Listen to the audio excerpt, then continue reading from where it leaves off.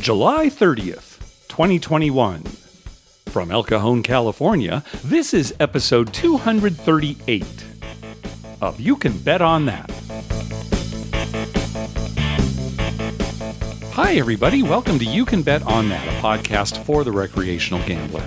My name is Mark Duvall, and sitting across from me is Dr. Mike. Hello. Well, as we go to press right now, it was just announced a little while ago, masks are coming back to Las Vegas.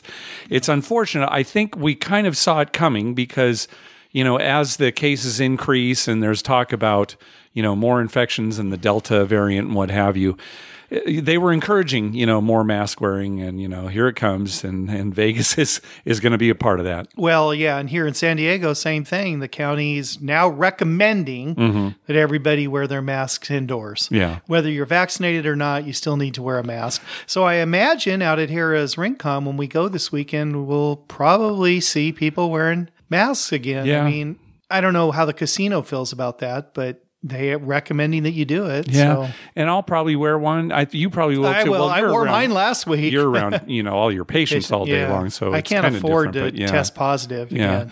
And like I said, I kind of like the idea of not catching other things like a cold or right. Anything else. Sure. Even though this isn't particularly cold and flu season yet, but. And I got kind of used to wearing the mask. So it is unfortunate. I mean, there's no question it's unfortunate. But again, they kind of just announced that before we started recording here. So if you have a trip planned for Las Vegas, just be prepared for that. We didn't hear any talk about plexiglass dividers going back up or limiting the number of players. So, right. I didn't hear any talk about separation, just that the governor mandated masks to be worn indoors. Yeah. So again, if you've got a trip coming up, be prepared at least for that, at least for masks. Right. So, Now, Mike, on our last episode, you had some really good advice on how low rollers can play at craps tables with these high minimums that we're currently seeing. Right. After the shutdown, when they did come back on and they did limit the number of players, the minimums went back up. And at least at some places, the minimums are staying fairly high, certainly higher than before COVID. Yes, out at Harrah's Rincons, for instance, they opened the tables back up and they have full, tables. I mean, they 6 to 8 players on a side because it's kind of hard. Their tables aren't that big with 8, but you can definitely get 6. Right, because they have chairs at the tables. Yeah, that's one of the reasons. That's one of the reasons that they're you can't get 8 chairs around there. Right.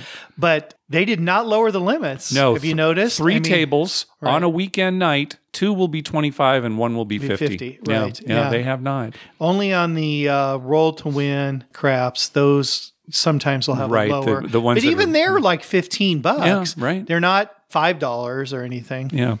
Well, our friend Pat from Canada, who does have a trip planned in August. Yes. Well, I hope that goes through because, they're just reopening the borders up there, right? Canada, they haven't been able to. They're finally letting Canadians out and other people in, and now it may go the other way. I don't know. Hopefully Pat's trip will still go through. Again, he's going in August.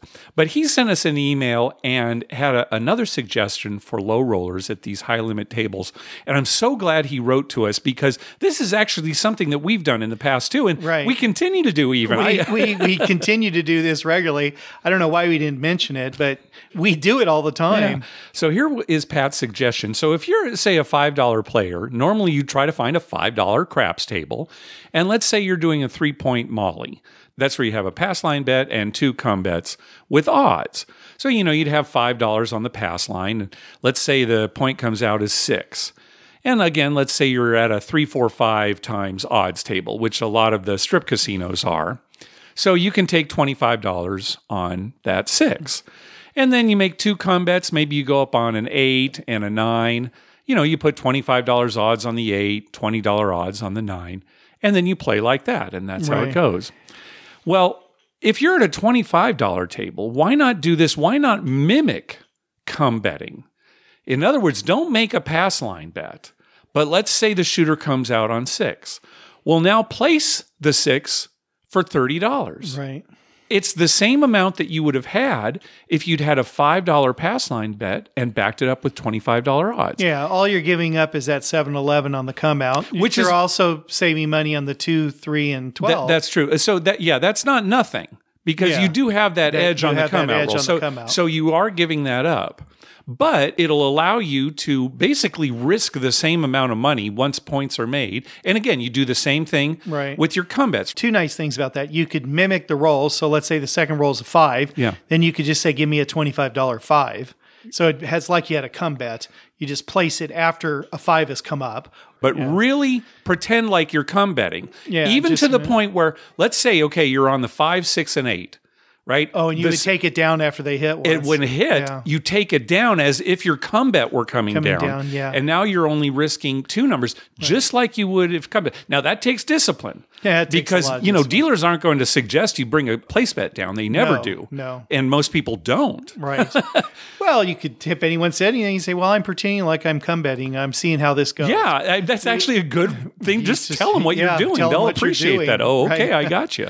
And the other thing that Pat brought up, and this is very true, you're going to get a much better rating doing that. Yes. Place bets get a better rating than come bets. Right, because at a lot of casinos, maybe most casinos, you do not get credit for the odds that you take. Yeah. So or you get limited credit. Right. I know there are some places who do give you a little bit. But again, the house has no edge on those odds bets. Right. So they would much rather prefer you to make place bets. Yeah. And then you get rated better. So it's in the end, it's better for you. Because if you just a $5 come bet with $25 odds, you're getting rated for a $5 bet. Right. But a $30 place on the 6, you're getting rated for $30. Right. Now, I do want to emphasize again, you are missing out on the come out roll. And some people just like, oh, well, whatever. But it does add up in the long run. Yeah. So, just keep that in mind. significant. Yeah, keep that in mind. So another good suggestion. And thanks again, Pat, for emailing us. Yeah, hopefully he'll get to have a trip and then he'll do well when he's there. I know. We haven't seen him in a long time. And he was talking about going in October. And you and I were considering going in October. And that trip is still up in the air. We have not made any... Well, it's going to depend on what happens with COVID and stuff. Yeah, that's a new twist. We were actually talking just for financial reasons and, the time off that you've missed some work. And, I'd have to take some time off, which I can't really do right now. Yeah. And then also, I mean, if COVID gets bad again, I don't know that I want to go. Yeah, right. And we can go here to Harris. And what if it gets really bad and you have to shut down again? I mean, God forbid. I don't think that'll happen, but better not happen. Yeah.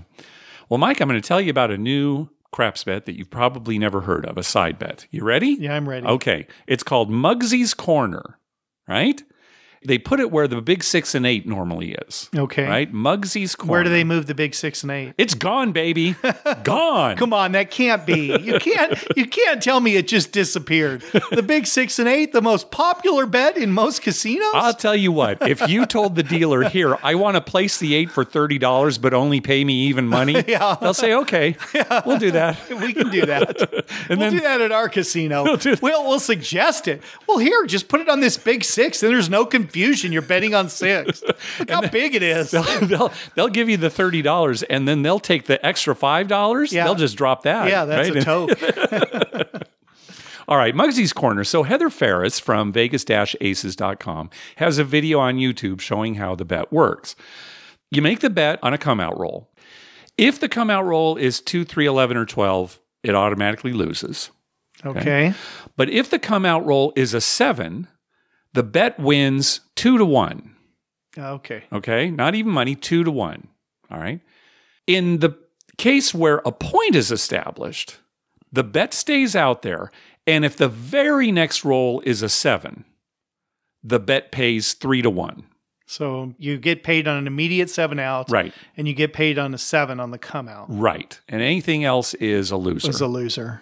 Okay.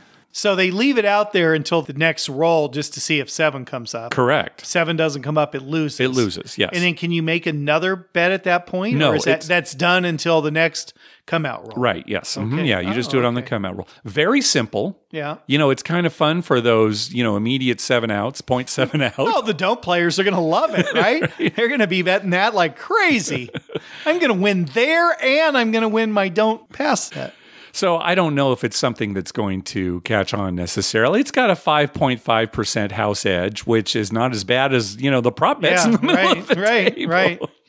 But I thought it was kind of interesting. We hear so many side bets that are kind of based on very similar things, like, the hot shooter and the fire bet and, repeaters. And this one's a little different. This one's based on being a bad shooter. Well, I guess so, except the seven. You make the most money when it's a bad roll. It's when people who roll a lot of sevens. Yeah. Right? Because you win the seven and they come out, and then you win with the immediate. Okay, so all those dice setters, they're going to have to practice rolling sevens. Yeah, they're going to undo what they've learned. Yeah. They're just going to roll normal, establish a point, and then be able to set the dice and roll a 7. You'd clean up. Yeah. 3 times your money. Yeah. And if you accidentally don't come out on a point, you probably did roll a 7 and you win there too. You win there too, yeah. Yeah. Attention all dice controllers. Yeah, forget about not rolling 7s. Now you're focusing on rolling 7s, right? Yep, exactly. Wow. It's a game changer, Mark. Game changer. So, not at a lot of casinos yet, but this might be one that catches on. I don't know. It doesn't have the excitement that most side bets. Right. That's the problem, right? Is most of the side bets 7 out, line away. These big pay Motsy's corner. 3 to 1. That's going to be. Here's your $15, sir. Yeah, what do you think the limit on that's going to be? That's a good question. I don't know. Is it going to be the table limit, or like on a $25 table, you can make a $5 hardway bet. Yeah. Is it going to be just $5 there? Or you got to bet $25. That's a good question. I don't know what the minimum is the would table be, or max, or the max, or the max. I'd like to see. Oh, $2,500. Oh, great! I get $7,500. Well, I'll put a link to Heather's video in our show notes so people can take a look. Seriously, I'd like to see the limits on that. Okay. That'd be interesting. I'll try to look into that. I don't know. I would think it'd be fairly closely tied to the table limits. Yeah, you would think. I mean, some guy gets lucky, gets a few immediate outs, he could clean up with make $1,000 bet there. Yeah. I guess you'd have to, 1 in every 3 shooters would have to have an immediate out so you could. Well, but no, you win on the come out roll too. Yeah, you win on those 7s too. See? Yeah. So. Hey, I kind of like this bet. Okay, I thought you might. We'll see how long it stays around. Well, that's the thing. We have to find it. So right. All right, let's talk craps just a little bit more. Now, listener Ann is going to Vegas in a couple of weeks, and she wants to try out a modified version of the Iron Cross system for craps. She got the idea from Jeremy at the Color Up Craps YouTube channel, who in turn got it from Greg at the 555 Craps YouTube channel. A modified Iron Cross. So let's talk about a regular Iron Cross first of all. It's a system in craps where, and we'll use $5 let's say it's a $5 table. We'll use $5 as an example, where you make a $5 bet in the field, and then you place the 5 for $5 and the 6 and 8 for $6. So now you've got money on every single number except a 7. Right? Correct. If a 5, 6, or 8 comes up, the field loses, the place bet pays $7, so your net win on that roll is $2. Any other roll other than a 7, and you'll get paid in the field, whatever the payout is. Even money for most of the numbers, double on 2 and hopefully triple on 12, but whatever it is. Right. The idea being, you'll win on every roll. Yeah, right? a little bit. A little bit, right. Yeah. Right. And you kind of don't want 5, 6, or 8 to come up. Right. You prefer the other numbers. You prefer the other numbers, exactly. But if they do come up, you're covered. Right. Well, this modified version takes away 7 as the losing number and makes 5 the losing number. Oh, okay. So what you do is, again, $5 in the field, $6 each on the 6 and 8, and then you lay the 5 for $30. And again, a lay bet is you're betting against that number. You're betting that a 7 will come up before that number. Right. And if you make a $30 lay bet on the 5 and 7 comes up, that'll pay $20. Pays 2 to 3 plus VIG. They charge you VIG. Yeah, it might be $1 up front. It might is. be only on wins, but we didn't mention that. But yeah, there's that $1 VIG. So, think of it this way, right? Okay, if a field roll comes up, again, you win the $5 or, right. Double or triple. Right. 6 or 8 comes up, your profit is $2. Right. Right. If a 7 comes up, you lose $17, right? Your field and your 2 place bets.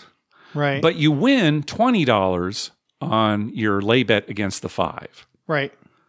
So it's still a winner. So now it's exactly like I said, right? Every number winner is a winner except a 5. Right. Then that's a big killer. It is because, when the 5 comes up, you lose $30. Right. Which is a little bit more than the regular Iron Cross because in that you only lose $22. Right. The field and the 5 and the 6 and 8. Right. But keep in mind also 5 comes up less than 7. Right. There are only 4 ways to roll a 5, 6 ways to roll a 7. Right. So that's kind of the trade-off there. Kind of interesting. What do you think? If that floats your boat, then, then I guess go for it. I find the Iron Cross extremely boring. Well, see, that's the thing, is neither one of us are really Iron Cross players. So we can't necessarily say that, we're attracted to this. But if we were... Oh, if you were, I would go with a $30 5. I think this would be a more enjoyable way to go because the 7 out... You're going to love those immediate outs. I mean, seriously, you're gonna make money on those. Yeah. But the Iron Cross for me, Mark, is just... I'm the same way. It's just way too boring. How do you press on your Iron Cross? Well, I'll tell you, the Iron Cross is a system that helps you tread water. Right. As opposed to have big winds. It's a treading water system. Yeah. And there's nothing wrong with playing that way if you do enjoy it. I'm certainly not going to discourage anyone from doing it. No, and if you're on a limited budget and you want to sit at the table for 4 hours and either lose 100 or win 100, then Iron Cross probably the way to go. Yeah. Probably the way to go. Yeah. You're just not going to have any big wins. And you're probably not going to have too many big losses either. I mean, anything can happen, right? The dice can just, the guy, if we're betting One this guy way, just keeps rolling 5. Yeah, he gets stuck on 5, Well, I'll tell you what. There's a guy out at Harrah's that plays his Iron Cross, and it's not really an Iron Cross because what he does is he places every number. Oh, yeah.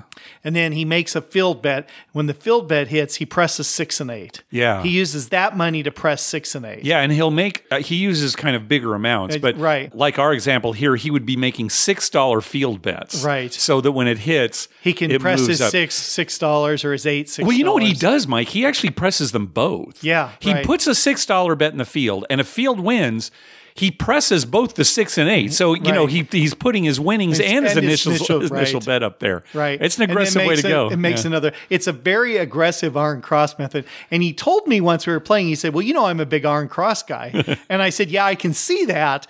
But you're really not. Yeah, right. He's not playing the Iron Cross. No, he's not, because he's got a bet on 9 and he's got a bet on 4 and 10. Yeah. It's like you're really and he's not collecting the wins in the field. He's pressing. No. What he's hoping for is a big, huge roll. Yeah. And then some 2s and 12s in there. Yes. Where he gets extra money and he presses up the 6s and 8s, and all of a sudden, guy rolls 3 6s and he, Yeah. So thing that drives me crazy about his style of play is he gets some weird amounts. Oh, yeah, because he's pressing, $6 or, he gets up to 66, 72. Yeah, right, 66 and 72. Yeah. And nothing wrong with that, of course. No. And a good dealer, it's no big deal. But sometimes when you get some of those new dealers, they're looking at that 72. Now, what's that? They've got to break it down. Yeah, they're trying to break it down in their head, and it does kind of slow the game down on big rolls. Yeah. It takes them a while to get up there. Well, think of all the systems, supposed crap systems we talk about, Mike. Right. Most of them are hoping for no 7 for a long time, right? That's how most of them are based. Right. So the nice thing, again, about this new modified version is it's just the 5 you don't want. Right. Just the 5. Right. Yeah. Okay, well, I'm going to bring that up at RingCon. I'm going to bring up, all right, I got a new system for you. We'll see. We'll see if some of those regular players like that. All right, we'll mention it. Yeah, okay, I think they will. I think so they too. would like that. Yeah. Hey, thanks to everyone who's been clicking through our Amazon link. Remember, whenever you're going to buy something through Amazon, please go to our page first, youcanbetonthat.com, and click through our Amazon link towards the top of the page. All right, let's move on to some voicemails. First up is Will. Hey, Mark and Dr. Mike. This is Will from North Carolina. I just had a trip to Reno. I want to tell you guys a little bit about it. So the first thing that was really interesting is that the Atlantis, they had something on a craps table I had never seen before. Half the table was a $5 minimum, and the other half the table was a $10 minimum. And they used a little sign to designate, what the minimums were on each side. I had never seen that before. I don't know if you guys have talked about it in another episode or not, but it was really interesting because half the table was really packed, so like 8 people at least on that side, and the other half only had like 2 people on there. And I thought it was a really clever idea, but I was curious to hear what you guys' thoughts were about that, if you haven't talked about it before. No other interesting crap stories, but I did play a lot of Face Up Pie Gal, and I had a lot of interesting stories about that. So first off, I ended up hitting 2 straight flushes within 5 hands of each other. I had never seen anything like it. Each one paid 50 to 1. I couldn't believe it. I was really, really happy with that. The second interesting thing that happened is another player was playing the ace-high side bet, and he was putting $25 on it, and there were 4 ace-highs in a row. The first one, the dealer had the ace, so it paid 5 to 1. The second one, the dealer had a joker, so it paid 15 to 1. The third one paid 5 to 1. And then the last one, the player also had an ace-high, so it paid him 40 to 1. So he made around $1,600 just off those ace-high bets. Normally, the pie guy table was pretty calm, but everybody was really excited for that one. We're just kind of rooting on each ace-high as they came up. And then the final story is there's another casino. We were playing face-up pie gal, but the dealer did not know or did not remember that dealer ace-highs are supposed to be a push. And so it was really funny. The first time it came up, everybody was setting their hands. I thought that was a little weird, but I thought maybe that's just the way this casino does it. Maybe they make the players set their hands on the ace-high. So I set my hand, and it was really funny. The dealer actually scolded me because I had a pair of aces. I just played them, normal way. But he was like, look, if you had split your aces, you would have beaten me. So remember that next time. And I didn't even know what to say because I was like, I was supposed to be a push.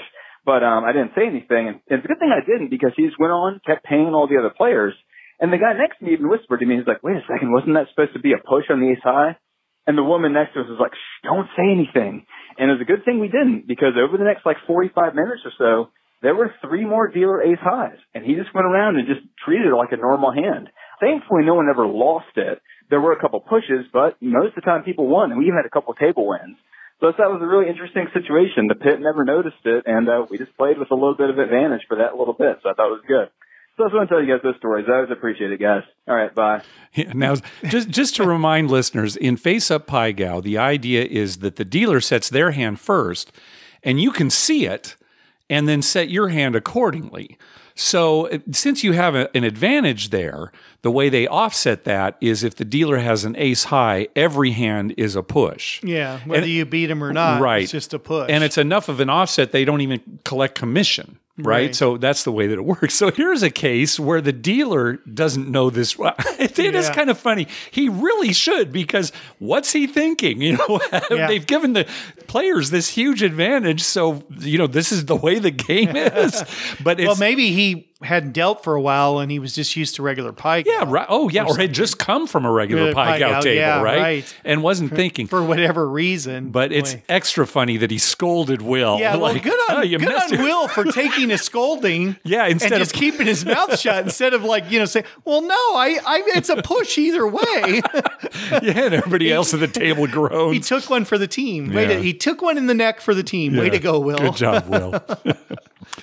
Yeah, we have been at craps tables before where the minimums are different on the two sides of the table. Sometimes, they want to raise the limits, but maybe there are a bunch of people on one side and they'll say, well, we'll just raise it over here. You guys are going to play more. There are a lot of different reasons to do it. And we've been at a few tables where they've done it. Right. We've been at where one side's 25 and one side's 50. Yeah. Just because they want a $50 table. Not enough people are going to play it. So they keep the other side at 25. Yeah. Which...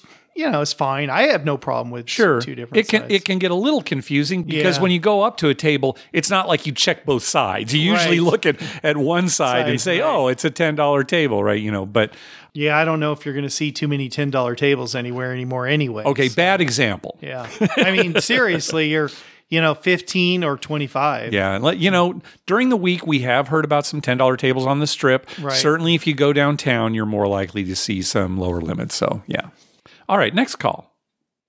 Hey, gentlemen, it's Jason from Michigan. I've called several times.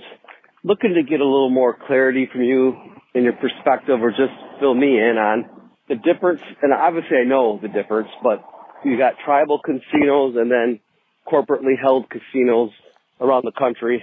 And in Michigan, unfortunately, we only have tribal casinos.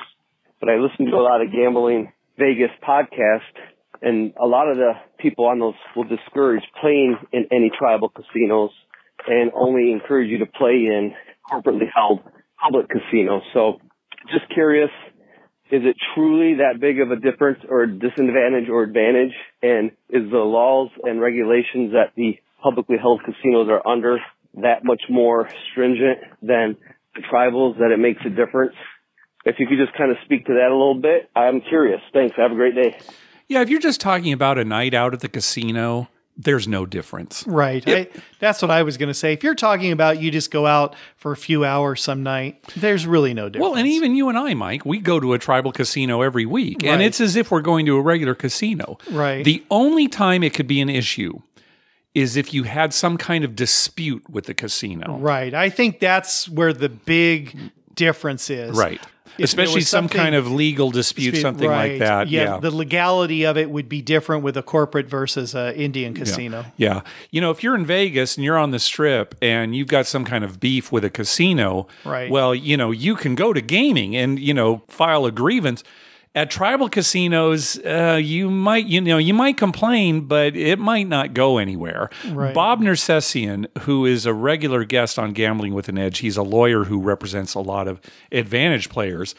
I'm not going to quote him exactly, but he basically says he won't touch tribal casino cases because, you know, well, it's as an attorney, he knows he can't win those cases. You know, they pretty much have free range on what they do. Yeah, they set the rules. Right. You know, sovereign nation, that kind of thing. And what, you know, what are the laws? So again, the question is, no, if you're just going to have fun and go to the casino, there's no difference. There's no difference. Yeah. The only thing is if you won something major and there was some dispute about whether you really won it or not. Or they didn't pay you, or they thought you were counting and roughed you up, or those would be the differences. But if you're not getting into any of that, you're a recreational gambler with a few $100s. I don't think it matters. No, not at all. Yeah. No. All right. Next up is Ken. Hi, Mark and Dr. Mike. This is Ken from South Orange County. It was great to finally meet you guys at Harrah's. I'm going to try to go out there maybe once or twice a month. Too bad the tables were really cold that day, but I'm sure we'll get some good runs in the future. I have an etiquette and instant karma story for you guys. When I was in college, I went to this bowling alley that had a casino in the back. Nothing illegal, all straight up. They had a security guard that actually would check for ID so underage people couldn't go in. I must have been going to that place way too much because one time me and my girlfriend walked up with our IDs ready and he just looked at us and laughed and said, "Your friends are already inside." So we went there a lot. Anyway, my girlfriend was playing blackjack. It was $3 a hand. And there was another guy on the table. He was at first base. He looked like he was in his 70s. And my girlfriend was in the middle, and it was just the two of them. I was just watching. And the older gentleman, he's losing and losing and losing. And my girlfriend is just winning and winning and winning. And he gets set up. He gets up, walks around us, and sits at their base. So now it's kind of like their hand switch. So now my girlfriend gets dealt first, and he gets her cards, essentially. And I looked at the dealer, and we both kind of, like rolled our eyes. And I thought that wasn't cool, but, he's an older guy, so I'm not going to make trouble or anything like that. So the dealer keeps dealing, and I guess karma was watching because my girlfriend kept winning and winning and winning, and he kept losing and losing and losing to the point where he busted out and he walked away. And as soon as he was out of sight, the dealer couldn't hold it in. He just started laughing and chuckling, and we thought that was not nice of him to do, and, well, he paid for it. So that girlfriend that was actually playing, well, now she's my wife. I married the girl who allowed me to go to the casino. So I just want to give her a little shout out. She's a great mom, great wife, and thank you for always tolerating my love for gambling. Maybe one day she'll come out and get to meet you guys too. Well, thanks for the show, and hope. You got cut off there. Yeah, bring her on out and have her sounds come like to the Ken table. hit the jackpot there himself. Yeah. Not only is she wins at blackjack, but he got to marry her too. Yeah, and it was nice meeting you too, Ken. He had some good rolls when we were on the table with him. Of good rolls, yeah, that was good. This is kind of a crappy move by this player. Kind of a silly one, too, because, of course, it doesn't matter, right? He's thinking, as soon as he moves, great. He just followed me. Now, if I had done something like that to you, that would make some kind of sense, right? Yeah. We're just kind of, getting on each other's nerves intentionally. Yeah, but for a stranger to do it's kind of crappy. So, yeah, karma caught up with him. He should have just gone to another table, right? I mean, well, I'm not having luck here for whatever reason. Take a walk but just to move right away. I'll show you. Start picking his cards up with the different hand or whatever, something. But yeah, he's gonna, I'll teach this girl. It was like a double thing. He was like trying to show her that if I'm in third base, I'll win now and you'll get all the losing cards. Which is kind of rude. Yeah, it is. It is.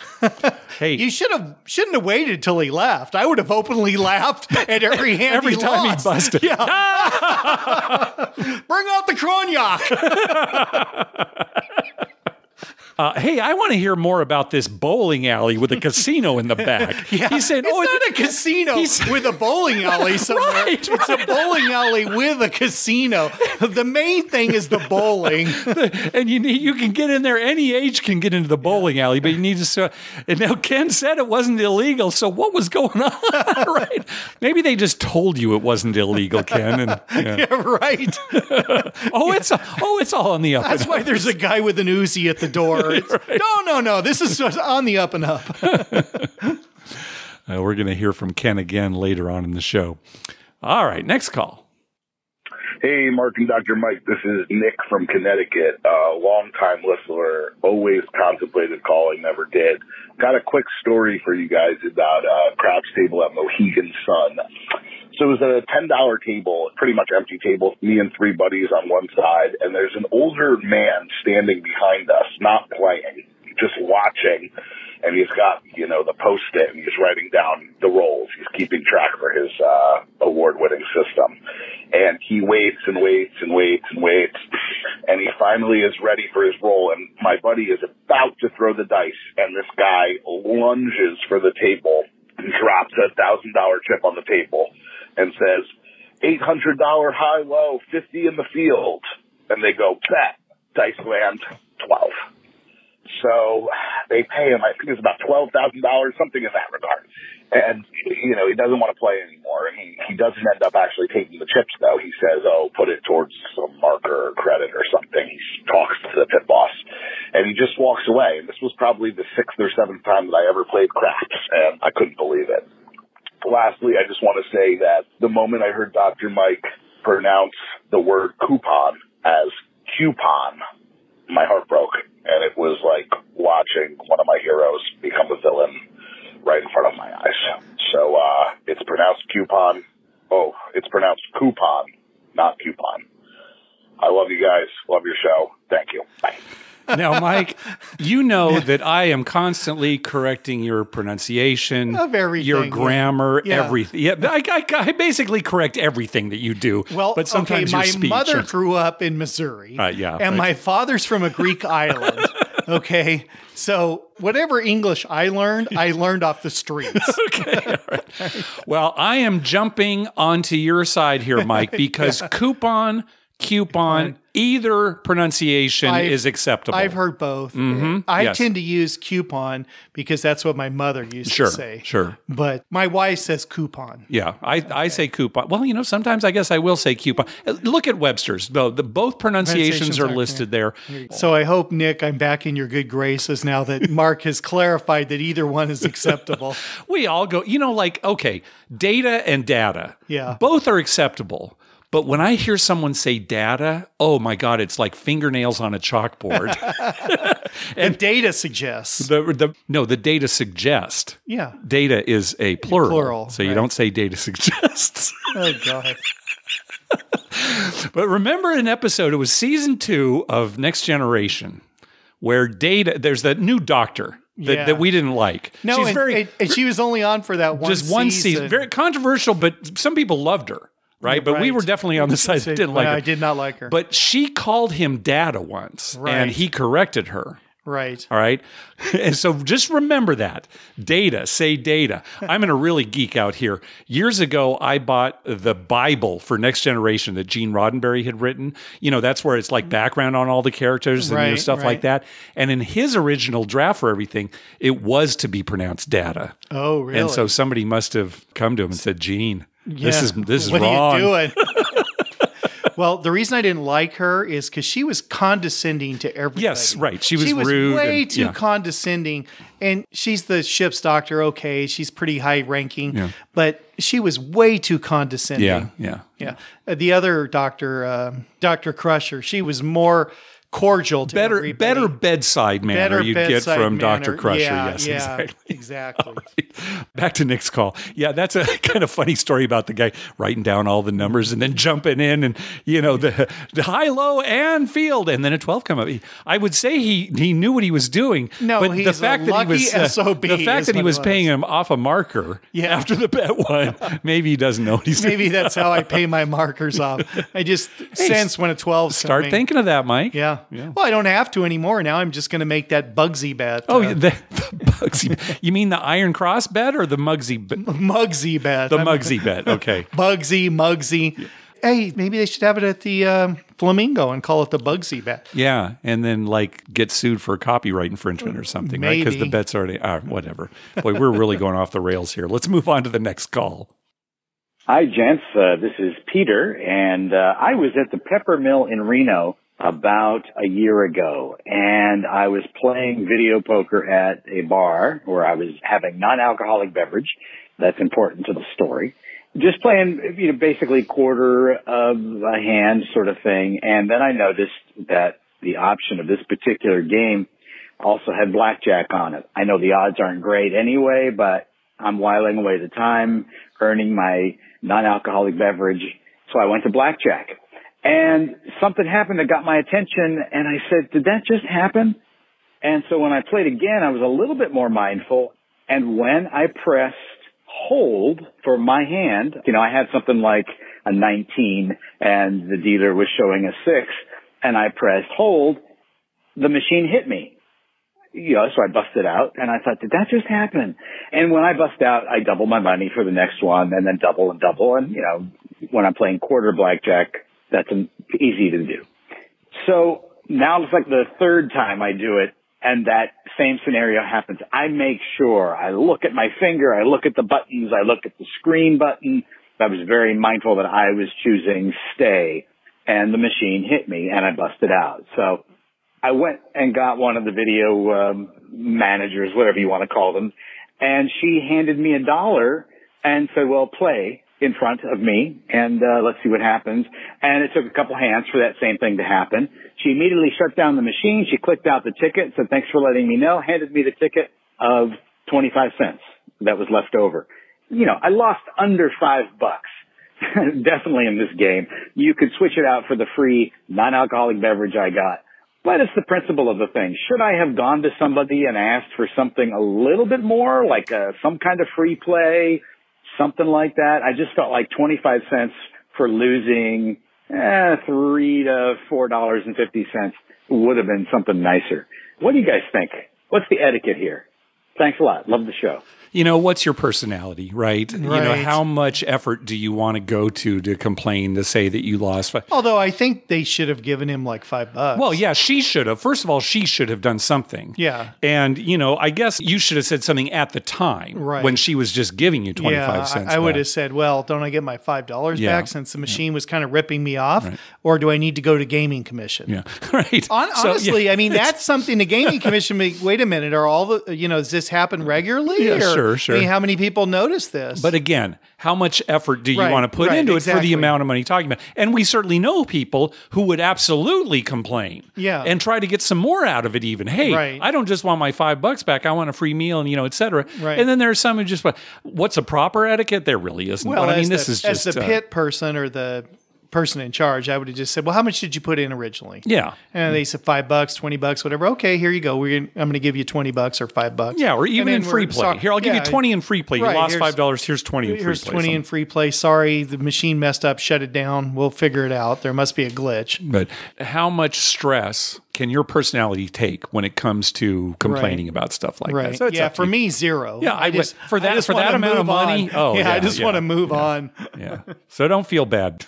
Although he is getting probably a watered down, well, he said it was a non-alcoholic drink, so it might have been, Pepsi from the gun or something. Yeah, well, that's what I'm thinking. You're getting watered down Pepsi from the gun, so maybe you deserve more than $5. Does swill qualify as a non-alcoholic beverage? I think that's non-alcoholic. Swill? Yeah, I guess it depends on how long it's been out. Okay. Yeah, that's a good point. They might charge for it if it's been out for a couple of days.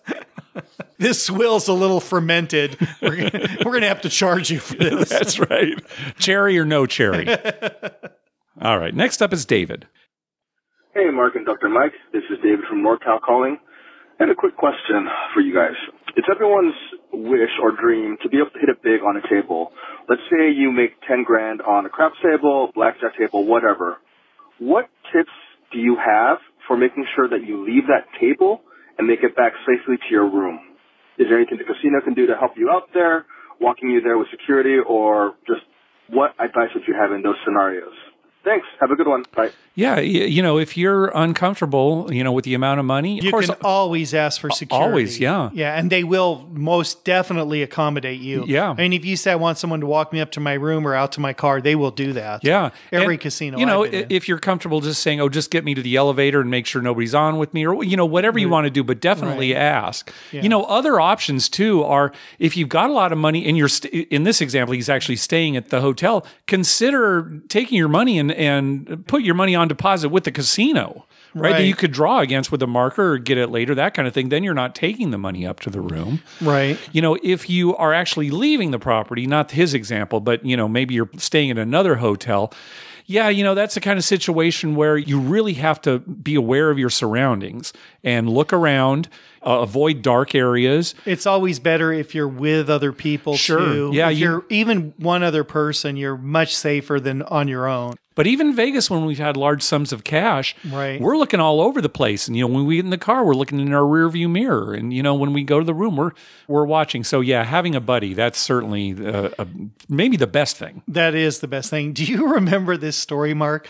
We were on our way to the airport, and I particularly had quite a bit of cash in my pocket. Mm-hmm.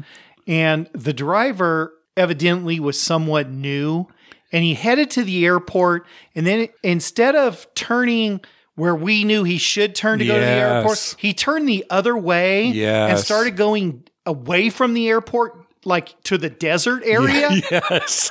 And I was about to, crap my pants because I'm thinking, oh my God, this guy's going to roll us. Yeah. We're going to get out here. He's going to leave us for dead in the desert, or what? His buddy's going to meet us. Turns out he was just a bad driver. And confused and lost. And he was new to this country. Right. So you really didn't know the area. And he didn't know the area and everything. This was long before cell phones and GPS way and before everything. cell phones and stuff like that.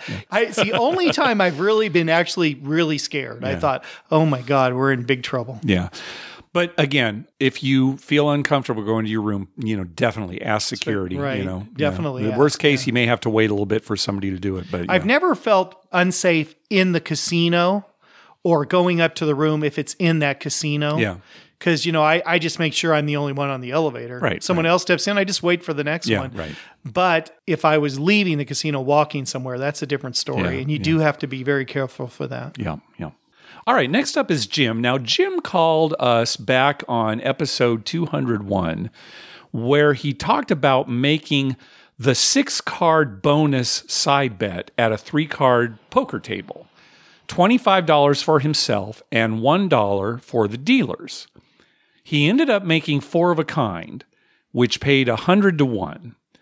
When the floor supervisor came over to approve Jim's $2,500 payout, he told Jim that players actually can't make bets for the dealers on the 6-card bonus bet because some of the payouts are too high. For example, a royal flush pays like 1,000 to 1, so $1 would pay $1,000. Right.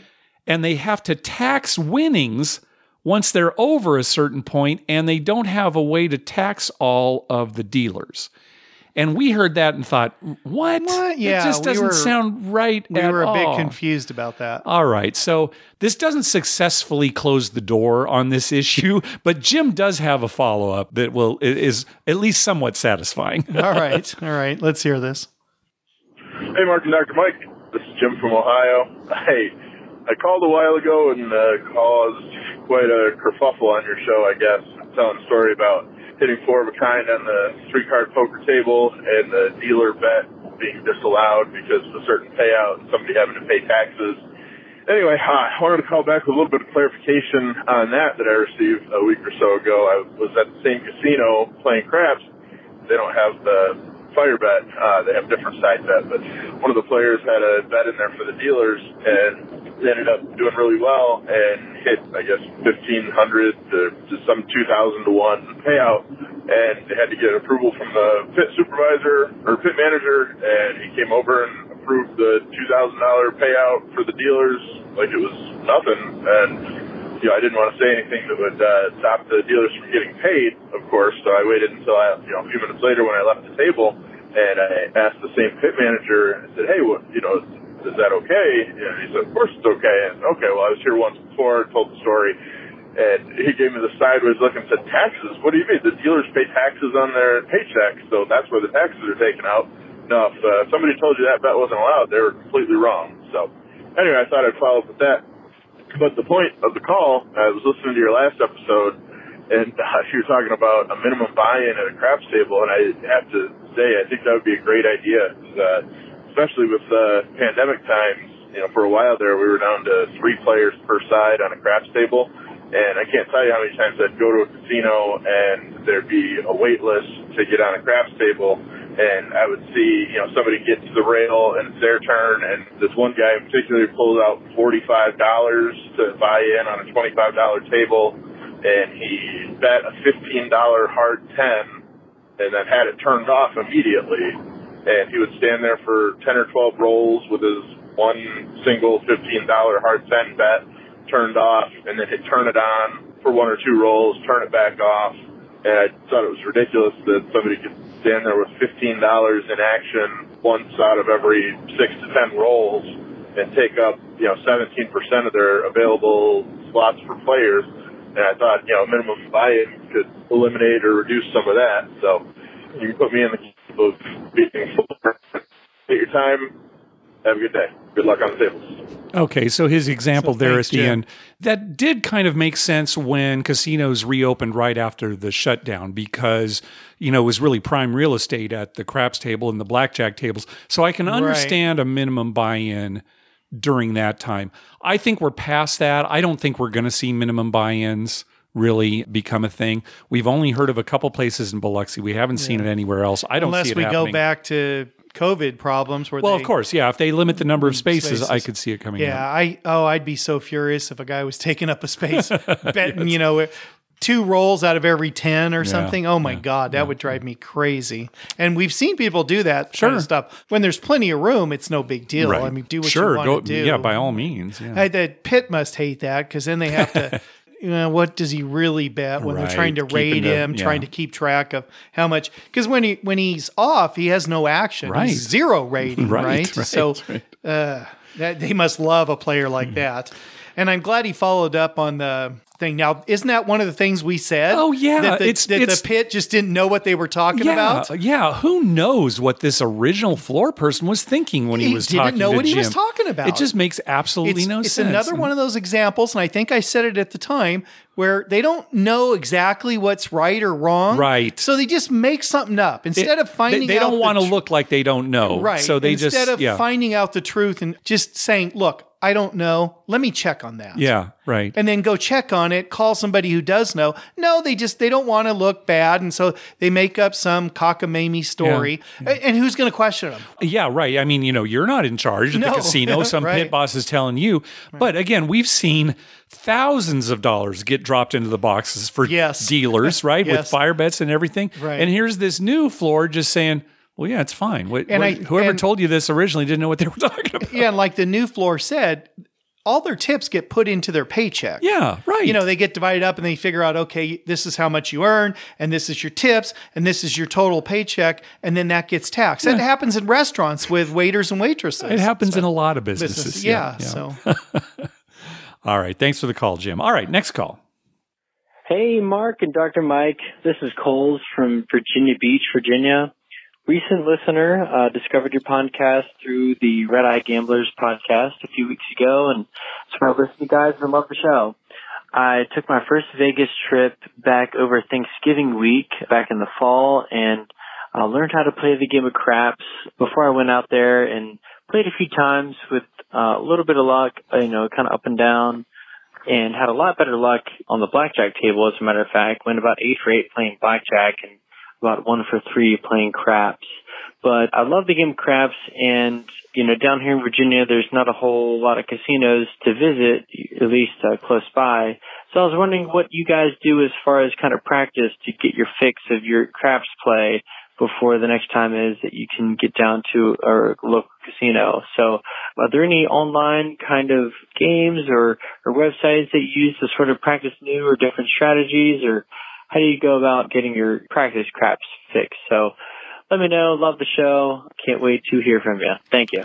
Well, we're going to the casino every week. So, well, to answer this question properly, Mark, we're going to have to go back to the days before there were Indian casinos. Yes. And we only went to Vegas, twice a month.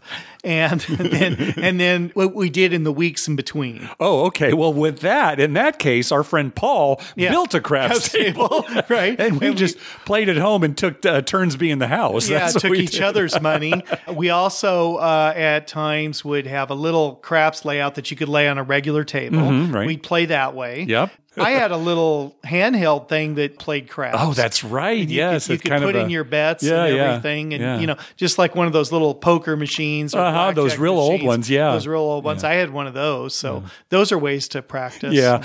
These days, honestly, I don't use any websites. Or we don't really play online. The only program I use to run simulations and things like that is WinCraps. It's a Windows program.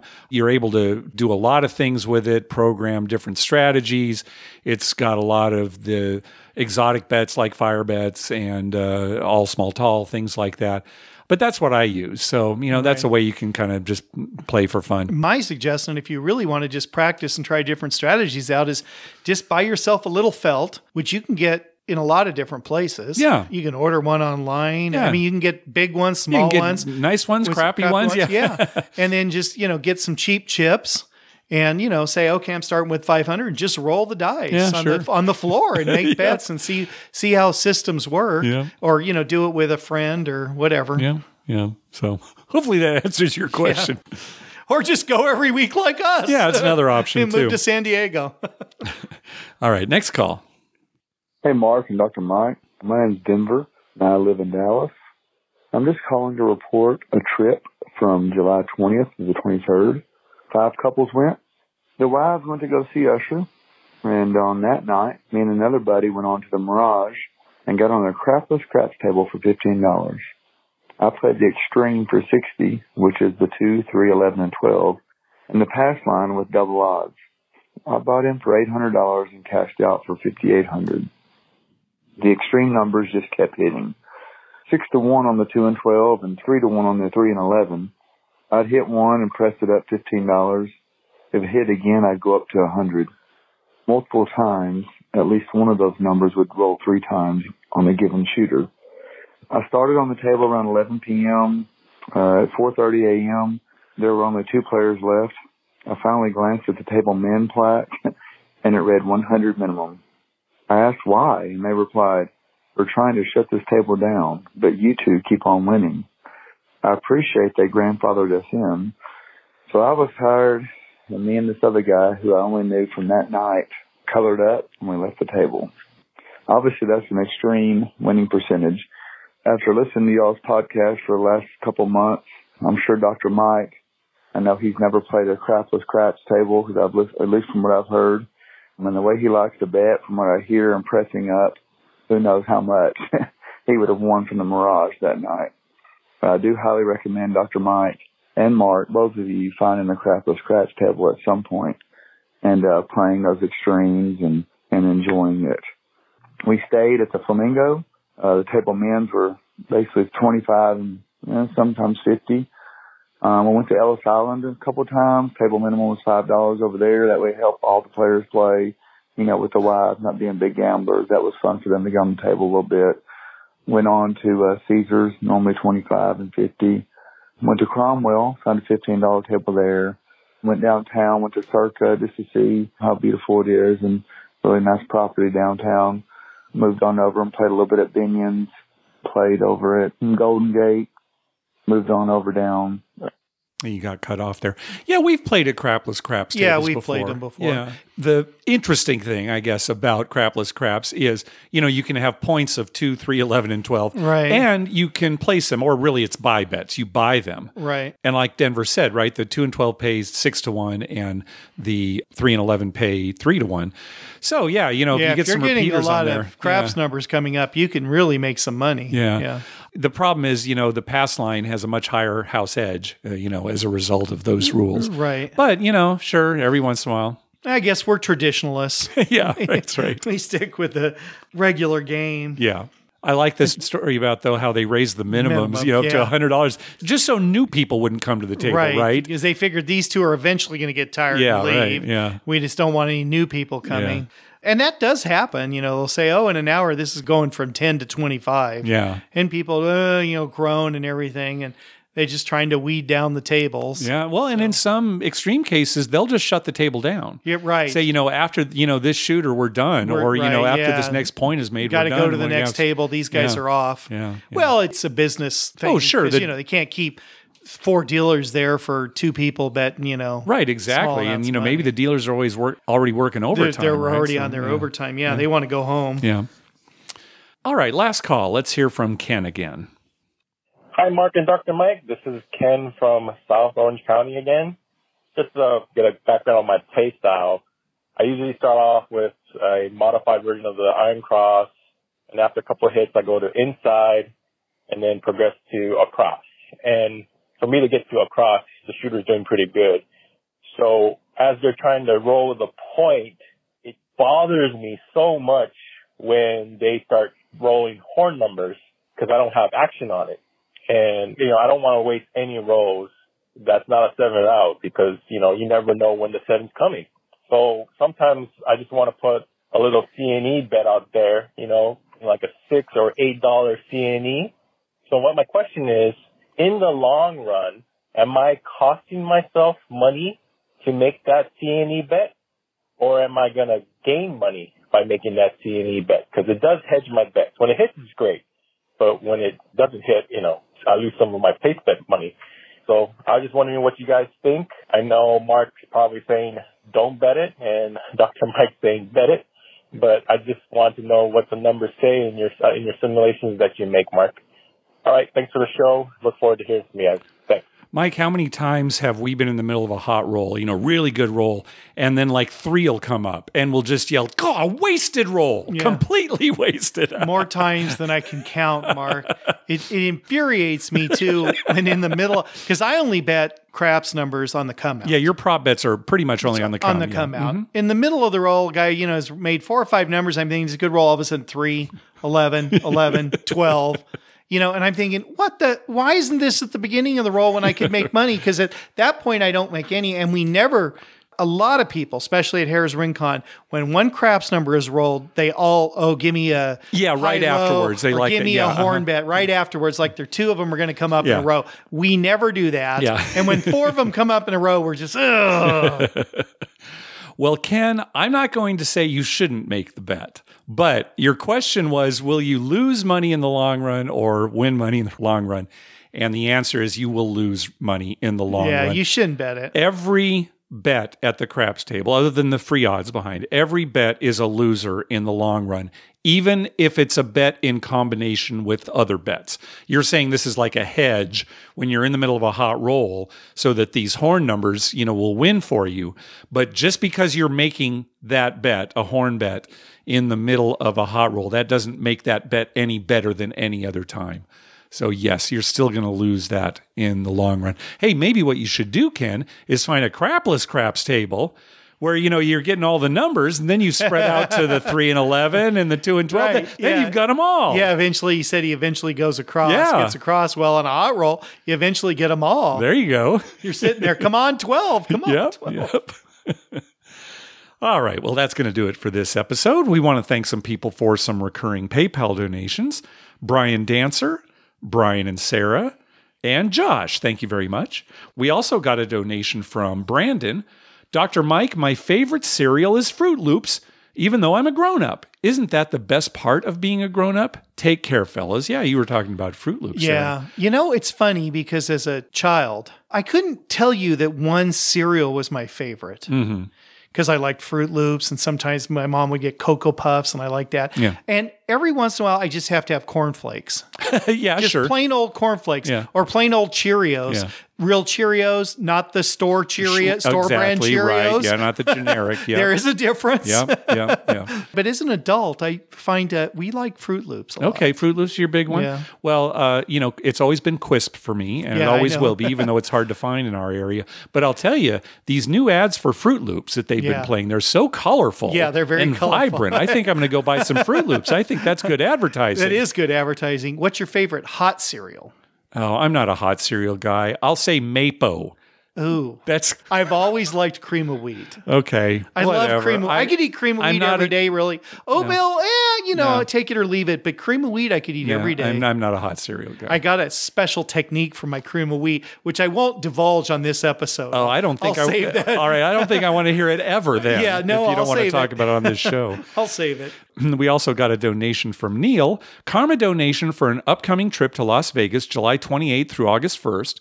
However, this isn't a gambling trip. My son Keith qualified for the UNAA, Ultimate Ninja Athlete Association, World Championships being held at the Orleans Arena. He's only 9 years old, and this will be his first trip to Vegas and first time competing at a competition this big. Hopefully, this brings him good luck on the obstacle course. Well, good luck. And I Keith. love American Ninja Warrior. Oh, that's great. Those guys are great athletes. It's fun to watch. Yeah. And, it's coming out that the younger kids dominate this. Really? Yeah. Oh, yeah. Then now they lowered the age limit for adults. And, I mean, these are like 14, 15-year-olds who are kicking butt. Oh, interesting. Because strength to body weight ratio is better. Yeah.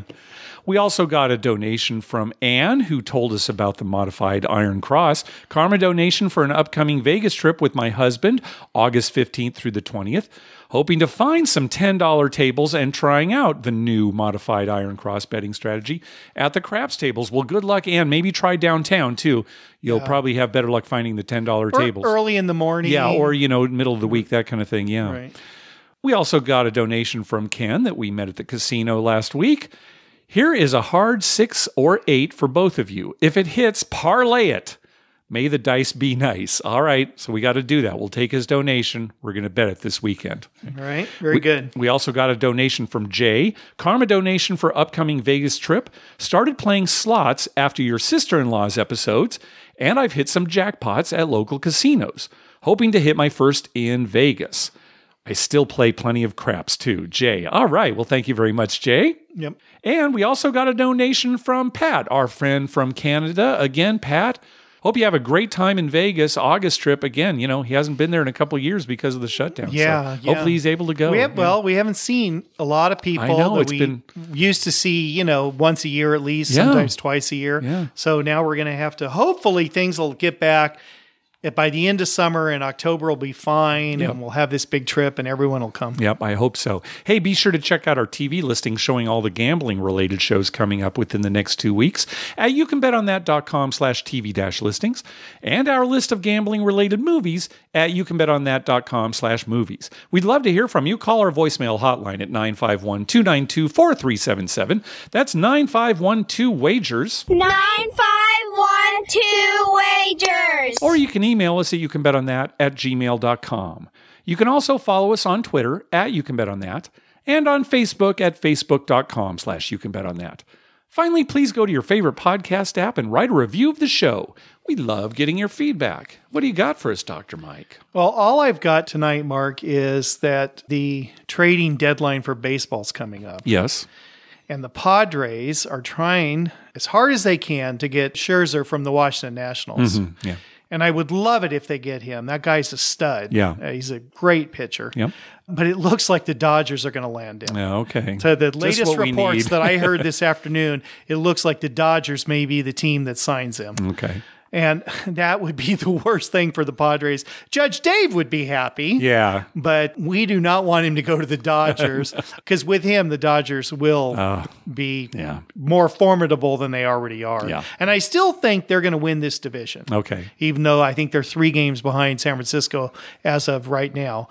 but they're still going to win this division. Okay. Yeah, look for them. They're so tough. Yep. But we're still praying for the Padres. Yep. They're very exciting. Oh, very fun to watch. So, yeah, you know, other than our weekly trip to the casino, that dominates my life. Oh, very good. Padres. And now the Olympics, too. Yeah, well, I'm a which big I've Olympics enjoyed. guy. Yeah, I watch everything I can. It's funny because I asked your father about the Olympics, and he said, no, I don't watch it. Yeah, he's not big. My mom's big on it, but no, he doesn't. No, he doesn't follow it. And I was surprised because he's retired and at home and he likes sports. I'm thinking, oh, he's going to be watching tons of Olympics. No. I mean, that's what I'd be doing if I was at home No, every day. he loves baseball. He'll watch other teams, Yeah. you know, that kind of thing. That's his sport, yeah. But he's just not going to watch the No, Olympics. I'm not interested, no. I love seeing all the sports that we don't get to see. Yeah, that's my thing too. I really enjoy it. You know, and then deservedly so. Those athletes are great athletes, and a lot of them do not make a lot of money at their sport. They do it for the love of the sport, and we should be watching them and celebrating them and you know, happy.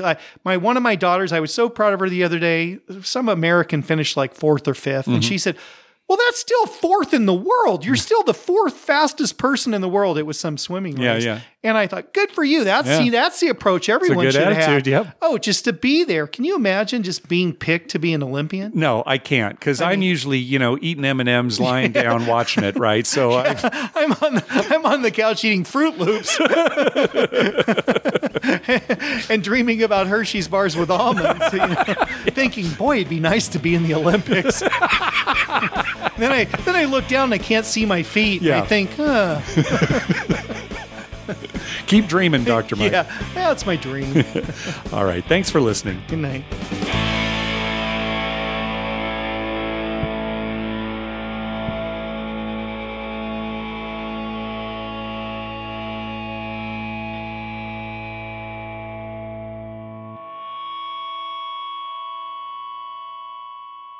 El Cajon?